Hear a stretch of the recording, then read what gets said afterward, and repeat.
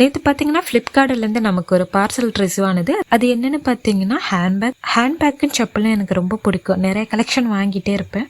அம்மா கூட திட்டுவாங்க, ஏன் இவ்வளோ வாங்குறா அப்படின்னு. அக்கா பசங்களும் சொல்லுவாங்க, ஏன் சித்தி நீ எப்போ பாரு ஹேண்ட்பேக்கு செப்பல் வாங்கிட்டே இருக்கா அப்படின்னு. ஆனால் என்னமோ தெரியல, இது ரெண்டு மேலேயும் எனக்கு ஒரு தனி ஈர்ப்பு.